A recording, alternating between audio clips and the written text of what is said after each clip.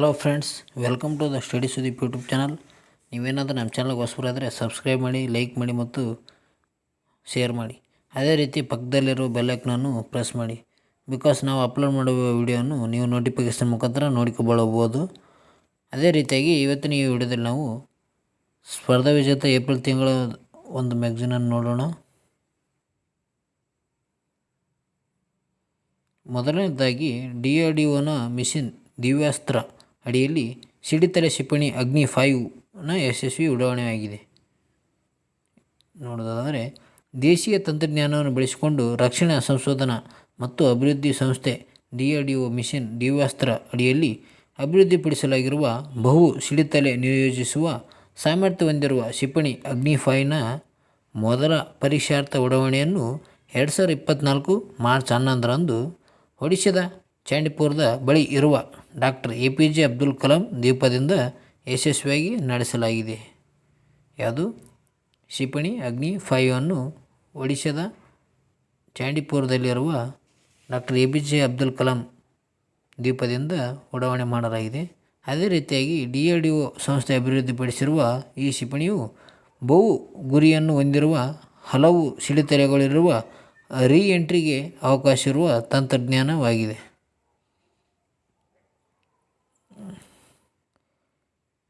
MIRV ತಂತ್ರಜ್ಞಾನ ಹೊಂದಿರುವ ಜಗತ್ತಿನ 6 ರಾಷ್ಟ್ರಗಳ ಕ್ಲಬ್ಗೆ 6ನೇ ರಾಷ್ಟ್ರವಾಗಿ ಭಾರತ ಸೇರ್ಪಡೆಯಾಗಿದೆ.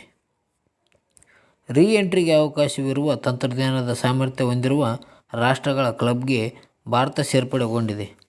ಈಗಾಗಲೇ ಈ ವಿಧದ ಶಕ್ತಿಯನ್ನು ಅಮೆರಿಕ, ಇಂಗ್ಲೆಂಡ್, ರಷ್ಯಾ, ಫ್ರಾನ್ಸ್ ಮತ್ತು ಚೀನಾಗಳು ಮಾತ್ರ ಹೊಂದಿದ್ದವು. ಪ್ರಸ್ತುತವಾಗಿ MIRV ತಂತ್ರಜ್ಞಾನ ಹೊಂದಿರುವ ಅಗ್ನಿ 5 ಕ್ಷಿಪಣಿಯ ಯಶಸ್ವಿ ಉಡಾವಣೆ ಮೂಲಕ ಭಾರತ 6ನೇ ರಾಷ್ಟ್ರವಾಗಿ ಸೇರ್ಪಡೆಗೊಂಡಿದೆ. ಅದೇ ರೀತಿಯಾಗಿ MIRV ತಂತ್ರಜ್ಞಾನ ನೋಡೋದಾದರೆ, ಇದು ಮಲ್ಟಿಪಲ್ ಇಂಡಿಪೆಂಡೆಂಟ್ಲಿ ಟಾರ್ಗೆಟಬಲ್ ರೀ-ಎಂಟ್ರಿ ವೆಹಿಕಲ್ ಆಗಿದೆ. ಅದರ ಬಗ್ಗೆ ಮಾಹಿತಿಯನ್ನು ನೋಡೋದಾದರೆ, MIRV ತಂತ್ರಜ್ಞಾನವು ಸಾಮಾನ್ಯ ಕ್ಷಿಪಣಿ ತಂತ್ರಜ್ಞಾನಕ್ಕಿಂತ ಭಿನ್ನವಾದದ್ದು. ಈ ತಂತ್ರಜ್ಞಾನದ ಮೂಲಕ ಒಂದೇ ಕ್ಷಿಪಣಿಗೆ ಅನೇಕ ಸಿಡಿತಲೆಗಳನ್ನು ಅಳವಡಿಸಿ ಮಾಡಲಾಗುತ್ತದೆ. ಏಕಕಾಲದಲ್ಲಿ ಅನೇಕ ಸ್ಥಳಗಳನ್ನು ಗುರಿಯಾಗಿಸಿ ದಾಳಿ ನಡೆಸಬಹುದಾಗಿದೆ ಇದರಿಂದ. ಅದೇ ರೀತಿಯಾಗಿ ಇದು ಹೆಚ್ಚಿನ ನಿಖರತೆಯನ್ನು ಒದಗಿಸುತ್ತದೆ. ಅಗ್ನಿ 5 ಕ್ಷಿಪಣಿಯು ಖಂಡಾಂತರ ಬ್ಯಾಲಿಸ್ಟಿಕ್ ಕ್ಷಿಪಣಿಯಾಗಿದೆ. ಒಮ್ಮೆ ಉಡಾವಣೆಗೊಂಡು ಬಾಹ್ಯಾಕಾಶಕ್ಕೆ ತೆರಳಿದ ನಂತರ ಮತ್ತೆ ಭೂಮಿಯ ವಾತಾವರಣವನ್ನು ಗುರುತ್ವದ ಮೂಲಕ ಪ್ರವೇಶಿಸುತ್ತದೆ. ಆಗ MIRV ತಂತ್ರಜ್ಞಾನದ ಮೂಲಕ ಹಲವು ಸಿಡಿತಲೆಗಳು ಬೇರ್ಪಟ್ಟು ವಿವಿಧ ಸ್ಥಳಗಳಲ್ಲಿರುವ ಬಹು ಗುರಿಗಳ ಮೇಲೆ ದಾಳಿ ನಡೆಸುತ್ತದೆ. ಈ ಮೂಲಕ ಒಂದೇ ಕ್ಷಿಪಣಿಯಿಂದ 16 ಕಡೆ ದಾಳಿ ಮಾಡಬಹುದಾಗಿದೆ. ಅದೇ ರೀತಿಯಾಗಿ ಬಹು ಸಾಮರ್ಥ್ಯದ ಅಗ್ನಿ 5 ವಿಶೇಷತೆ ಏನಪ್ಪ ಅಂತಂದರೆ, ಇದು ವಿಭಿನ್ನ ದಿಕ್ಕುಗಳಲ್ಲಿ ಉಡಾಯಿಸಬಹುದಾಗಿದೆ. ಅನೇಕ ಸಿಡಿತಲೆಗಳನ್ನು ಹೊತ್ತೊಯ್ಯುವ ಕ್ಷಿಪಣಿಯನ್ನು ಅಭಿವೃದ್ಧಿಪಡಿಸುವುದು ಅತ್ಯಂತ ಸವಾಲಿನ ಕೆಲಸವಾಗಿದೆ. ಇದರಲ್ಲಿ ಭಾರತ ಸಫಲವಾಗಿದೆ. ಬಹು ಸಾಮರ್ಥ್ಯದ ಅಗ್ನಿ 5 ಕ್ಷಿಪಣಿಯ ಅಭಿವೃದ್ಧಿಯು ರಕ್ಷಣಾ ಕ್ಷೇತ್ರದಲ್ಲಿ ಭಾರತದ ದೊಡ್ಡ ಮೈಲುಗಲ್ಲಾಗಿದೆ. ದೇಶೀಯವಾಗಿ ಅಭಿವೃದ್ಧಿಪಡಿಸಿದ ಅತ್ಯಾಧುನಿಕ ತಂತ್ರಜ್ಞಾನವು ಭಾರತವು ಆತ್ಮನಿರ್ಭರತೆಯನ್ನು ಸಾಧಿಸುವಲ್ಲಿ ದೃಢ ಹೆಜ್ಜೆಯಾಗಿದೆ. ಅಗ್ನಿ 5 ಕ್ಷಿಪಣಿ ಬಗ್ಗೆ ಮಾಹಿತಿಯನ್ನು ನೋಡೋಣ. ಭಾರತದ ರಕ್ಷಣಾ ಸಚಿವಾಲಯವು 1982-83ರಲ್ಲಿ ಡಾಕ್ಟರ್ APJ ಅಬ್ದುಲ್ ಕಲಾಂ ಅವರ ನೇತೃತ್ವದಲ್ಲಿ ಆರಂಭಿಸಿದ ಸಮಗ್ರ ನಿರ್ದೇಶಿತ ಕ್ಷಿಪಣಿ ಅಭಿವೃದ್ಧಿ ಕಾರ್ಯಕ್ರಮದ ಅಡಿಯಲ್ಲಿ ಅಗ್ನಿ ಕ್ಷಿಪಣಿಗಳ ಸರಣಿಯನ್ನು ಆರಂಭಿಸಲಾಗಿತ್ತು. ಅಗ್ನಿ ಕ್ಷಿಪಣಿಗಳನ್ನು DRDO ಸಂಸ್ಥೆ ವಿನ್ಯಾಸಗೊಳಿಸಿ ಭಾರತ್ ಡೈನಾಮಿಕ್ಸ್ ಲಿಮಿಟೆಡ್ನವರು ತಯಾರಿಸುತ್ತಿದ್ದಾರೆ. ಯಾರು? ಭಾರತ್ ಡೈನಾಮಿಕ್ಸ್ ಲಿಮಿಟೆಡ್ ಅವರು ಅಗ್ನಿ 5 ಕ್ಷಿಪಣಿಯನ್ನು ತಯಾರಿಸುತ್ತಾರೆ. ಅಗ್ನಿ ಸರಣಿಯ ಕ್ಷಿಪಣಿಗಳು ಭೂಮಿಯಿಂದ ಭೂಮಿಗೆ ಜಿಗಿಯುವ ಪರಮಾಣು ಅಸ್ತ್ರ ಹೊತ್ತೊಯ್ಯಬಲ್ಲ ಸ್ವದೇಶಿ ನಿರ್ಮಿತ ಮಧ್ಯಮ ಮತ್ತು ಮಧ್ಯಂತರ ಮತ್ತು ಖಂಡಾಂತರ ವಿವಿಧ ಬ್ಯಾಲಿಸ್ಟಿಕ್ ಕ್ಷಿಪಣಿಗಳನ್ನು ಒಳಗೊಂಡಿದೆ. ಅದೇ ರೀತಿಯಾಗಿ ಅಗ್ನಿ 5 ಕ್ಷಿಪಣಿಯ ಸಾಮರ್ಥ್ಯ ನೋಡೋದಾದರೆ ಇದು 5000 ವ್ಯಾಪ್ತಿಯನ್ನು ಹೊಂದಿದೆ. ಅಗ್ನಿ 5 ಕ್ಷಿಪಣಿಯನ್ನು ದೇಶದ ದೀರ್ಘಾವಧಿ ಭದ್ರತೆಯನ್ನು ಪರಿಗಣಿಸಿ ಅಭಿವೃದ್ಧಿಪಡಿಸಲಾದ ಸ್ವದೇಶಿ ತಂತ್ರಜ್ಞಾನದ ಕ್ಷಿಪಣಿಯಾಗಿದೆ. ಈ ಕ್ಷಿಪಣಿಗೆ MIRV ತಂತ್ರಜ್ಞಾನದ ಬಲ ನೀಡಲಾಗಿದೆ.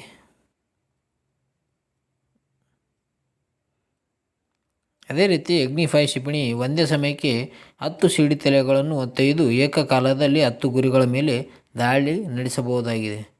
ಈ ಸಶಸ್ತ್ರ ವ್ಯವಸ್ಥೆಯಲ್ಲಿ ದೇಶೀಯ ಏವಿಯೋನಿಕ್ಸ್ ಮತ್ತು ಅತ್ಯಂತ ನಿಖರವಾದ ಸೆನ್ಸಾರ್ಗಳನ್ನು ಅಳವಡಿಸಲಾಗಿದೆ. ಹೀಗಾಗಿ ಅತ್ಯಂತ ನಿಖರ ದಾಳಿ ಸಾಮರ್ಥ್ಯವನ್ನು ಇದು ಹೊಂದಿರಲಿದೆ. ಈ ಕ್ಷಿಪಣಿಯು ಚೀನಾದ ಉತ್ತರ ಭಾಗ ಮತ್ತು ಯುರೋಪಿನ ಕೆಲವು ಪ್ರದೇಶಗಳನ್ನು ಒಳಗೊಂಡಂತೆ ಬಹುತೇಕ ಏಷ್ಯಾವನ್ನು ತಲುಪಬಹುದಾಗಿದೆ. ಅದೇ ರೀತಿ ಇದುವರೆಗಿನ ಕ್ಷಿಪಣಿಗಳಂತೆ ವಿಭಿನ್ನವಾದ ಅಗ್ನಿ 5 ಕ್ಷಿಪಣಿಯನ್ನು ನೀವು ಪಾಸ್ ಮಾಡಿ ನೋಡಿಕೊಳ್ಳಬಹುದು. ಅಗ್ನಿ 1 ನೋಡುವುದಾದರೆ ಅಗ್ನಿ 1 ಇದು ಮಧ್ಯಮವಾಗಿದೆ. ಇದು ವ್ಯಾಪ್ತಿ ನೋಡೋದಾದರೆ ಇದು 700ರಿಂದ 1200 ಕಿಲೋಮೀಟರ್ವರೆಗೆ ವ್ಯಾಪ್ತಿಯನ್ನು ಹೊಂದಿದೆ. ಅಗ್ನಿ ಪಿ ಪ್ರೈಮ್ ನಿರ್ಮಾಣ ಹಂತದಲ್ಲಿದೆ. ಇದು ಮಧ್ಯಮವಾಗಿದೆ. ಇದು 1000ರಿಂದ 2000 ವ್ಯಾಪ್ತಿಯನ್ನು ಒಳಗೊಂಡಿದೆ. ಅಗ್ನಿ 2 ಮಧ್ಯಮ ವಿಧವಾಗಿದೆ. ಇದು 2000ರಿಂದ 3500ವರೆಗೂ ವ್ಯಾಪ್ತಿಯನ್ನು ಒಳಗೊಂಡಿದೆ. ಅಗ್ನಿ 3 ಮಧ್ಯಮದಾಗಿದೆ. ಇದು 3000ದಿಂದ 5000ವರೆಗೂ ವ್ಯಾಪ್ತಿಯನ್ನು ಒಳಗೊಂಡಿದೆ ಕಿಲೋಮೀಟರ್. ಅಗ್ನಿ 5 ಇದು ಅಗ್ನಿ 2ನ ಪ್ರೈಮ್ ಆಗಿದೆ. ಇದು ಮಧ್ಯಮದಲ್ಲಿ ವಿಧವಾಗಿದೆ. ಅದೇ ರೀತಿ ಇದು ವ್ಯಾಪ್ತಿ ನೋಡೋದಾದರೆ 3500 ಕಿಲೋಮೀಟ್ರಿಂದ 4000 ಕಿಲೋಮೀಟರ್ವರೆಗೆ. ಅಗ್ನಿ 5 ನೋಡೋದಾದರೆ ಇದು ಖಂಡಾಂತರ ಆಗಿದೆ. ಇದು 5000 ಕಿಲೋಮೀಟ್ರಿಂದ 8000 ಕಿಲೋಮೀಟರ್ವರೆಗೆ ಚಲಿಸಬಹುದಾಗಿದೆ. ಅಗ್ನಿ 6 ಖಂಡಾಂತರ ಕ್ಷಿಪಣಿಯಾಗಿದೆ. ಇದು ನಿರ್ಮಾಣ ಹಂತದಲ್ಲಿದೆ. ಇದು 8000ದಿಂದ ಗಳಿಗಿಂತ ಹೆಚ್ಚು ವ್ಯಾಪ್ತಿಯನ್ನು ಹೊಂದಿದೆ. ಅದೇ ರೀತಿ ಅಗ್ನಿ ಕ್ಷಿಪಣಿಗಳಲ್ಲಿ MIRV ತಂತ್ರಜ್ಞಾನ. ಭಾರತದ DRDO ಸಂಸ್ಥೆಯು ಪ್ರಸ್ತುತವಾಗಿ ಅಗ್ನಿ 5 MIRV ತಂತ್ರಜ್ಞಾನವನ್ನು ಪರೀಕ್ಷಿಸಿ ಯಶಸ್ವಿಗೊಂಡಿದೆ. ಅದೇ ರೀತಿ ಅಗ್ನಿ ಪ್ರೈಮ್ ಕ್ಷಿಪಣಿಯು 2 ಸಿಡಿತಲೆಗಳನ್ನು ಹೊಂದಿದೆ. ನಿರ್ಮಾಣ ಹಂತದಲ್ಲಿರುವ ಅಗ್ನಿ 6ನಲ್ಲೂ MIRV ತಂತ್ರಜ್ಞಾನವನ್ನು ಅಳವಡಿಸಲು ಉದ್ದೇಶಿಸಲಾಗಿದೆ. DRDO ಅಭಿವೃದ್ಧಿಪಡಿಸುತ್ತಿರುವ ಸಬ್ಮರೀನ್ ಚಾಲಂತರಗಾಮಿಯಿಂದ ಉಡಾಯಿಸಬಲ್ಲ ಖಂಡಾಂತರ ಬ್ಯಾಲಿಸ್ಟಿಕ್ ಕ್ಷಿಪಣಿಗೆ MIRV ತಂತ್ರಜ್ಞಾನ ಅಳವಡಿಸಲು ಉದ್ದೇಶಿಸಲಾಗಿದೆ. K6 ಕ್ಷಿಪಣಿಯನ್ನು ಸ್ವದೇಶಿ ನಿರ್ಮಿತ ಪರಮಾಣು ಚಾಲಿತ ಸಬ್ಮರೀನ್ ಹಂತ ಮೂಲಕ ಪರೀಕ್ಷೆ ನಡೆಸಬಹುದಾಗಿದೆ. ಅದೇ ರೀತಿಯಾಗಿ MIRV ತಂತ್ರಜ್ಞಾನ ಬಳಕೆ ಮಾಡಿ ವಿನ್ಯಾಸಗೊಳಿಸಿದ ಜಗತ್ತಿನ ಮೊದಲ ಕ್ಷಿಪಣಿ ನೋಡೋದಾದರೆ ಇದು ಅಮೆರಿಕದ ಮಿನಿಟ್ ಮ್ಯಾನ್ 3. ಇದು ಜಗತ್ತಿನ ಮೊದಲ ಕ್ಷಿಪಣಿಯಾಗಿದೆ. ಇದು ಒಂದೇ ಕ್ಷಿಪಣಿಗೆ ಹಲವು ಸಿಡಿತಲೆಗಳನ್ನು ಜೋಡಿಸಿ ಉಡಾಯಿಸುವ ತಂತ್ರಜ್ಞಾನವಾದ MIRV ತಂತ್ರಜ್ಞಾನವನ್ನು ಬಳಸಿ ಅಮೆರಿಕ ದೇಶವು ಮೊದಲ ಬಾರಿಗೆ ಮಿನಿಟ್ ಮ್ಯಾನ್ 3 ಎಂಬ ಕ್ಷಿಪಣಿಯನ್ನು ಮೊದಲ ಬಾರಿಗೆ 1968ರಲ್ಲಿ ಪರೀಕ್ಷಿಸಿ 1970ರಲ್ಲಿ ಬಳಕೆ ಮಾಡಿತು. ಇದು 3 ಸಿಡಿತಲೆಗಳನ್ನು ಒಳಗೊಂಡಿದೆ. 3 ಸಿಡಿತಲೆಗಳನ್ನು ಒಳಗೊಂಡಿದೆ. ಅದೇ ರೀತಿಯಾಗಿ ಅಮೆರಿಕದ ಪ್ರಸ್ತುತ MIRV ತಂತ್ರಜ್ಞಾನ ಹೊಂದಿರುವ ಕ್ಷಿಪಣಿಗಳು ನೋಡೋದಾದರೆ UGM-133, ಅದೇ ರೀತಿ ಟ್ರೆಂಡೈಡ್ 2. ಈ ಕ್ಷಿಪಣಿಯು 8ರಿಂದ 11 ಸಿಡಿತಲೆಗಳನ್ನು ಏಕಕಾಲಕ್ಕೆ ಹೊತ್ತೊಯ್ಯಬಲ್ಲದು ಮತ್ತು ಉಡಾಯಿಸಬಲ್ಲದಾಗಿದೆ. ಅದೇ ರೀತಿ ಚೀನಾ ದೇಶದ ಮೊದಲ MIRV ತಂತ್ರಜ್ಞಾನದ ಬಳಕೆ ನೋಡೋದಾದರೆ ಇದು DF-3A ಕ್ಷಿಪಣಿಯಾಗಿದೆ. ಇದು 1971ರಲ್ಲಿ ಚೀನಾ ದೇಶವು MIRV ತಂತ್ರಜ್ಞಾನವನ್ನು DF-3A ಕ್ಷಿಪಣಿಯಲ್ಲಿ ಬಳಕೆ ಮಾಡಿದ್ದು, ಈ ಕ್ಷಿಪಣಿಯನ್ನು ಚೀನಾ ಮತ್ತು ಸೌದಿ ಅರೇಬಿಯಾ 2 ರಾಷ್ಟ್ರಗಳು ಕೂಡ ಬಳಸುತ್ತಿವೆ. 2014ಕ್ಕೆ ಇದರ ಬಳಕೆ ನಿಲ್ಲಿಸಲಾಗಿದೆ. ಪ್ರಸ್ತುತವಾಗಿ ಚೀನಾದಲ್ಲಿ MIRV ತಂತ್ರಜ್ಞಾನ ಹೊಂದಿರುವ ಕ್ಷಿಪಣಿಗಳು ನೋಡೋದಾದರೆ ಡಾಂಗ್ಫೆಂಗ್ 41 ಅಥವಾ DF-41 ಎಂಬ ಕ್ಷಿಪಣಿಯು MIRV ತಂತ್ರಜ್ಞಾನ ಹೊಂದಿದ್ದು, ಈ ಕ್ಷಿಪಣಿಯು ಈಸ್ಟ್ ವಿಂಡ್ 41 ಎಂದು ಕರೆಯುತ್ತಾರೆ. East wind 41. ಈ ಕ್ಷಿಪಣಿಯು 10 ಸಿಡಿತಲೆಗಳನ್ನು ಹೊತ್ತೊಯ್ಯುವ ಸಾಮರ್ಥ್ಯವಿದ್ದು ಪ್ರಸ್ತುತವಾಗಿ 3ರಿಂದ 8 ಸಿಡಿತಲೆಗಳನ್ನು ಹೊತ್ತೊಯ್ಯುತ್ತದೆ. ಇದರ ಕ್ಷಿಪಣಿಗಳೆಂದರೆ DF-5B, DF-5C ಮತ್ತು DF-31A, DF-31B. ಅದೇ ರೀತಿಯಾಗಿ ನಾವು ರಷ್ಯಾದಲ್ಲೂ ಕೂಡ ನೋಡಬಹುದಾಗಿದೆ. ಇದನ್ನು ಫ್ಯೂಸ್ ಮಾಡಿ ನೋಡಿಕೊಳ್ಳಿ ಫ್ರೆಂಡ್ಸ್. ಅದೇ ರೀತಿ UK ದೇಶದಲ್ಲಿ ಕೂಡ ನೋಡಿಕೊಳ್ಳಬಹುದಾಗಿದೆ MIRV ತಂತ್ರಜ್ಞಾನ ಹೊಂದಿರುವ ಕ್ಷಿಪಣಿಗಳನ್ನು. ಅದೇ ರೀತಿ ಫ್ರಾನ್ಸ್ ದೇಶದಲ್ಲೂ ಕೂಡ MIRV ಕ್ಷಿಪಣಿಗಳನ್ನು ನೋಡಬಹುದಾಗಿದೆ. ಅದರಲ್ಲಿ M51 ಇದೆ, ಇದು ಫ್ರಾನ್ಸ್ ದೇಶದಲ್ಲಿದೆ. ಭಾರತದಲ್ಲಿ MIRV ತಂತ್ರಜ್ಞಾನ ಪ್ರಸ್ತುತವಾಗಿ ಭಾರತದಲ್ಲಿ ಅಗ್ನಿ-5 ಕ್ಷಿಪಣಿಯು 3ರಿಂದ 6 ಸಿಡಿತಲೆಗಳನ್ನು ಜೋಡಿಸಿ ಯಶಸ್ವಿಯಾಗಿ ಪರೀಕ್ಷಿಸಲಾಗಿದೆ. ನಂತರ ದಿನಗಳಲ್ಲಿ 10ರಿಂದ 12ರವರೆಗೂ ಹಾಗೂ ಪರಮಾಣು ಅಸ್ತ್ರ ಹೊಂದಿದ ಸಿಡಿತಲೆಗಳನ್ನು ಜೋಡಿಸಿ ಪರೀಕ್ಷಿಸುವ ಕಾರ್ಯಾಚರಣೆ ಮುಂದುವರೆದಿದೆ.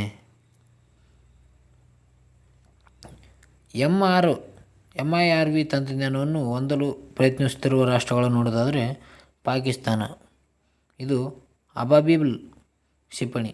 ಈ ಕ್ಷಿಪಣಿಯು MIRV ತಂತ್ರಜ್ಞಾನ ಹೊಂದಿರುವ ಕ್ಷಿಪಣಿಯಾಗಿದ್ದು ಪಾಕಿಸ್ತಾನದ ಈ ಕ್ಷಿಪಣಿಯನ್ನು 2017ರಲ್ಲಿ ಉತ್ಪಾದಿಸಿ ಪರೀಕ್ಷಿಸಲಾಗಿತ್ತು. ಅದೇ ರೀತಿಯಾಗಿ ಎರಡನೇದು ನೋಡೋದಾದರೆ ಇದು ಇಸ್ರೇಲ್, ಇದು ಚೆರಿಕೋ 3 ಕ್ಷಿಪಣಿಯಾಗಿದೆ.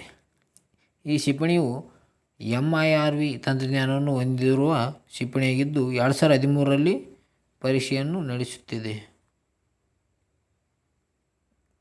ಅದೇ ರೀತಿಯಾಗಿ ದಿವ್ಯಾಸ್ತ್ರ ಮಿಷನ್ ಅಗ್ನಿ-5 ಕ್ಷಿಪಣಿಯ ಯೋಜನಾ ರೂವಾರಿ ಯಾರಾಗಿದ್ದಾರಪ್ಪ ಅಂದರೆ ಅವರು ಮಹಿಳಾ ವಿಜ್ಞಾನಿ ಶೀನಾ ರಾಣಿಯಾಗಿದ್ದಾರೆ. 2024 ಮಾರ್ಚ್ 11ರಂದು ಯಶಸ್ವಿಯಾಗಿ ಉಡಾವಣೆಗೊಂಡ ದಿವ್ಯಾಸ್ತ್ರ ಮಿಷನ್ ಅಡಿಯಲ್ಲಿ DRDOನಿಂದ ಅಭಿವೃದ್ಧಿಪಡಿಸಲಾದ ಬಹು ಸಿಡಿತಲೆಗಳ MIRV ತಂತ್ರಜ್ಞಾನದ ಅಗ್ನಿ-5 ಕ್ಷಿಪಣಿಯ ಯಶಸ್ವಿ ಪರೀಕ್ಷೆಯ ರೂವಾರಿಯಾಗಿರುವುದು ಯಾರಪ್ಪ ಅಂತಂದರೆ ಅವರೇ ದಿವ್ಯಪುತ್ರಿ ಎಂದೇ ಖ್ಯಾತರಾದ DRDOನ ಮಹಿಳಾ ವಿಜ್ಞಾನಿ ಶೀನಾ ರಾಣಿಯಾಗಿದ್ದಾರೆ. ಇವರು 57 ವರ್ಷದ ಮಹಿಳಾ ವಿಜ್ಞಾನಿ ಶೀನಾ ರಾಣಿ ಅವರು ಅಗ್ನಿ ಸರಣಿಯ ಕ್ಷಿಪಣಿಗಳ ತಯಾರಿಕೆ, ಉಡಾವಣೆ ಮತ್ತು ನಿರ್ವಹಣಾ ಕ್ಷೇತ್ರದಲ್ಲಿ ಕಾರ್ಯ ಮಾಡಿ ಶಕ್ತಿ ಕೇಂದ್ರದ ಇಂಧನ ಎಂದೇ ಖ್ಯಾತರಾಗಿದ್ದಾರೆ.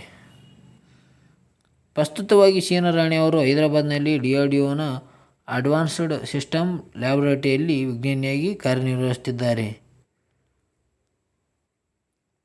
ಅದೇ ರೀತಿಯಾಗಿ ಶೀನಾ ರಾಣಿಯವರ ವಿದ್ಯಾಭ್ಯಾಸವನ್ನು ನೋಡಿಕೊಳ್ಳಿ, ಇಸ್ರೋದ ಸೇವೆಗಳ ಬಗ್ಗೆ ನೋಡಿಕೊಳ್ಳಿ.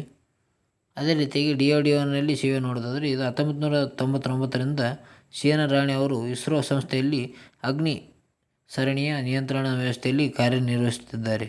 ಪ್ರಸ್ತುತವಾಗಿ ಶೀನಾ ರಾಣಿ ಅವರು ಹೈದರಾಬಾದ್ನಲ್ಲಿರುವ DRDOನ ಸುಧಾರಿತ ಸಲಕರಣೆಗಳ ಪ್ರಯೋಗಾಲಯದಲ್ಲಿ ಕಾರ್ಯನಿರ್ವಹಿಸುತ್ತಿದ್ದಾರೆ.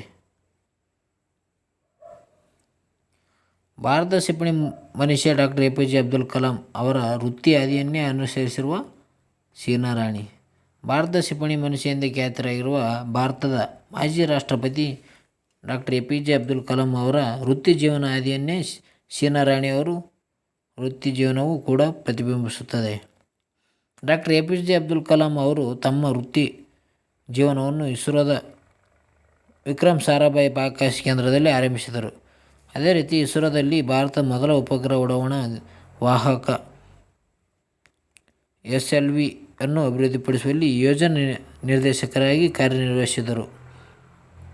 ನಂತರ ಅಬ್ದುಲ್ ಕಲಾಂ ಅವರು 1982-83ರಲ್ಲಿ DRDOನಲ್ಲಿ ಆರಂಭವಾದ ಸಮಗ್ರ ನಿರ್ದೇಶಿತ ಕ್ಷಿಪಣಿ ಅಭಿವೃದ್ಧಿ ಕಾರ್ಯಕ್ರಮವನ್ನು ಮುನ್ನಡೆಸಲು DRDO ತೆರಳಿದರು. ಅದೇ ರೀತಿಯಾಗಿ ಶೀನಾ ರಾಣಿ ಅವರು ವೃತ್ತಿ ಜೀವನವು ಇಸ್ರೋದಿಂದ ಆರಂಭವಾಗಿ DRDOನಲ್ಲಿ ಮುಂದುವರಿದಿದೆ. ಏನಪ್ಪ ಅಂತಂದರೆ APJ ಅಬ್ದುಲ್ ಕಲಾಂರವರು ಮೊದಲು ಇಸ್ರೋದಲ್ಲಿ ಅವರ ಕೆಲಸವನ್ನು ಸ್ಟಾರ್ಟ್ ಮಾಡಿ ಮುಂದಿನ ದಿನಗಳಲ್ಲಿ ಅವರು DRDOದಲ್ಲಿ ಸೇರ್ಪಡೆಯಾದರು. ಅದೇ ರೀತಿಯಾಗಿ ಶೀನಾ ರಾಣಿ ಕೂಡ ಇಸ್ರೋದಿಂದ DRDOಗೆ ಹೋಗಿದ್ದಾರೆ.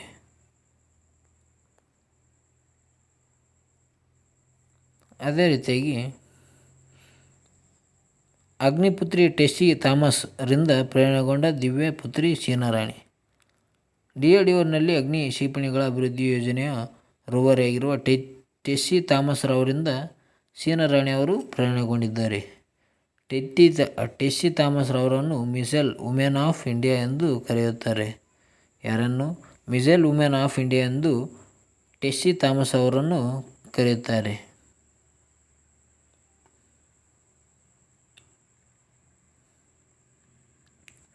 ಅದೇ ರೀತಿಯಾಗಿ ಖಾಸಗಿ ಬಾಹ್ಯಾಕಾಶ ಸಂಸ್ಥೆ ಸ್ಕೈರೂಟ್ ತನ್ನ ವಿಕ್ರಮ್ ರಾಕೆಟ್ನ 2ನೇ ಹಂತವಾದ ಕಲಾಮ್ 250 ಯಶಸ್ವಿಯಾಗಿ ಉಡಾವಣೆ ಪ್ರಯೋಗ ಮಾಡಿದೆ.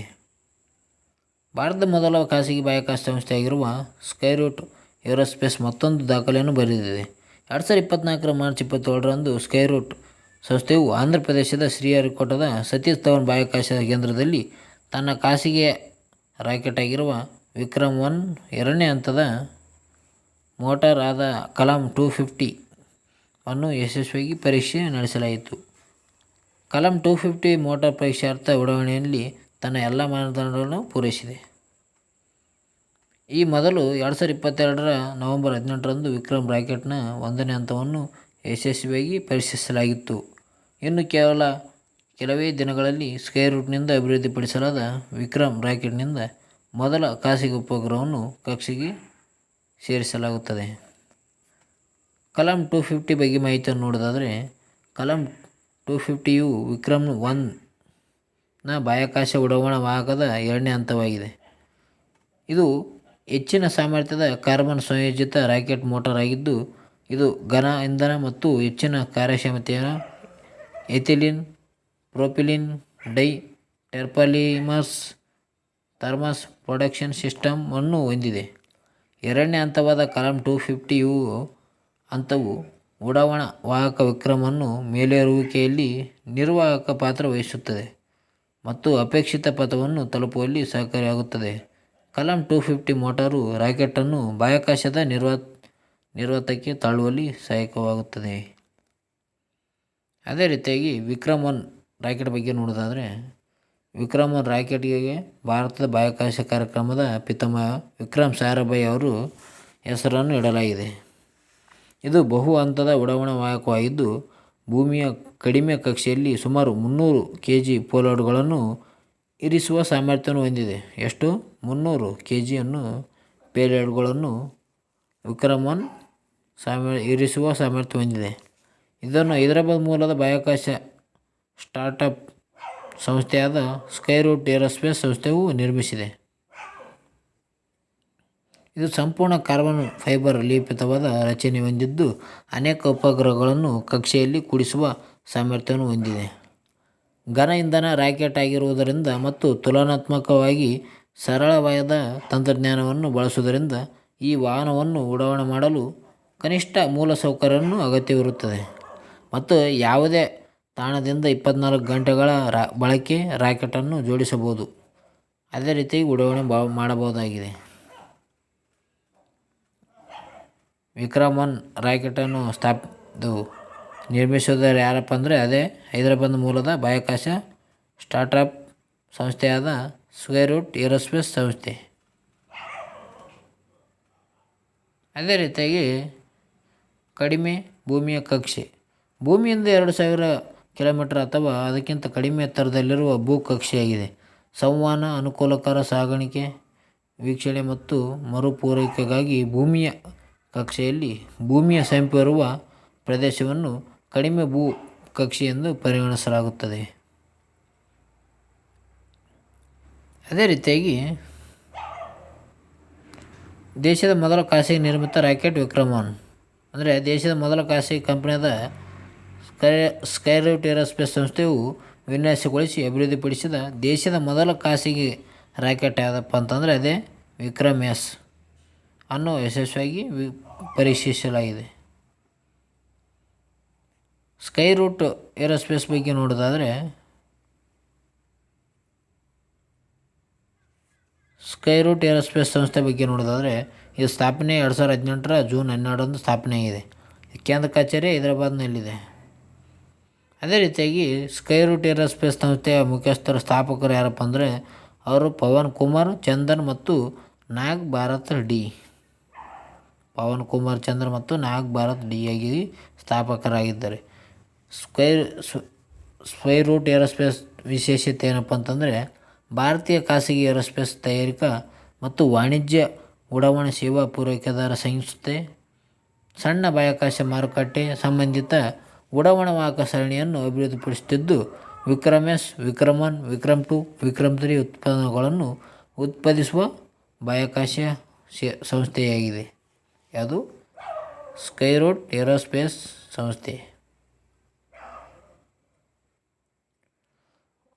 ಓಕೆ ಫ್ರೆಂಡ್ಸ್, ಇವತ್ತಿನ ವಿಡಿಯೋದಲ್ಲಿ ಇಷ್ಟೇ. ಮುಂದಿನ ವಿಡಿಯೋದಲ್ಲಿ ಸಿಗೋಣ. ನಮ್ಮ ವಿಡಿಯೋ ನಿಮ್ಗೆ ಇಷ್ಟ ಆದರೆ ಲೈಕ್ ಮಾಡಿ, ಶೇರ್ ಮಾಡಿ, ಸಬ್ಸ್ಕ್ರೈಬ್ ಮಾಡಿ. ಅದೇ ರೀತಿಯಾಗಿ ನಮ್ಮ ಚಾನಲ್ ಹೊಸಬರಾದರೆ ಸಬ್ಸ್ಕ್ರೈಬ್ ಮಾಡಿ. ಅದೇ ರೀತಿಯಾಗಿ ನಮ್ಮ ವಾಟ್ಸಪ್ಗೆ ಜಾಯ್ನ್ ಆಗಿ. ಅಲ್ಲಿ ನಾವು ಗಣಿತದ ಫೋಟೋವನ್ನು PDF ಅಲ್ಲಿ ಹಾಕಿರುತ್ತೇನೆ, ನೋಡಿಕೊಳ್ಳಿ. ಓಕೆ ಫ್ರೆಂಡ್ಸ್, ಬಾಯ್.